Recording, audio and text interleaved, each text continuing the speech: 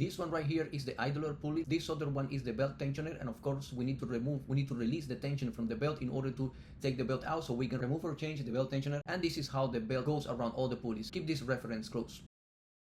Use a ratchet or serpentine tool to release tension from the belt and slide it off the pulley. This is one of the easiest car maintenance you can do to a 5.3 Chevy engine. You will see me using a power tool, but the only reason for that is to speed up my process. But this is totally doable with any regular tools that you have available. As you can see right now, I'm removing the intake because it is on the way. The belt tensioner is held in place by these two bolts, and they both use a 15mm socket.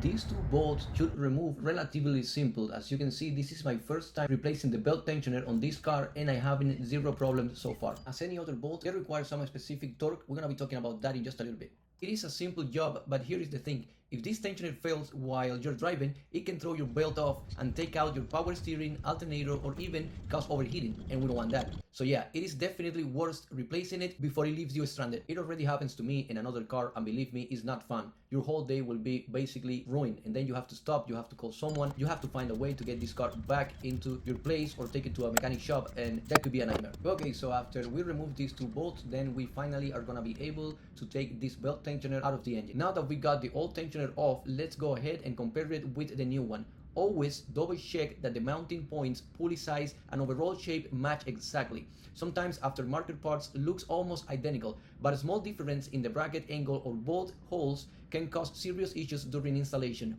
In this case, everything lines up just right. Same bracket, same pulley, same bolt pattern, so we are good to go. Little checks like this might feel unnecessary, but they save you a lot of frustration down the line. Now that the tensioner is in place, it is time to tighten those bolts down properly. These bolts aren't something you want to guess on. Over tightening can strip the thread or crack the aluminum, and under tightening can cause the tensioner to come loose while you are driving, and we don't want that. The correct torque spec for these bolts on the Chevy 5.3 liter V8 engine is 37 foot-pound. If you have any torque range, I highly recommend using it here, but if not, just go firm and steady.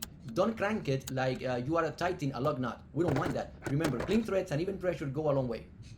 Now reroute the serpentine belt. Double check the belt pass and release the tensioner. If you have any doubts, remember the image I gave you at the beginning of this video. And that's it, your new belt tensioner is installed on your Chevy engine. This job is done quick, easy, and the right way. Like and subscribe for more DIYs from this channel.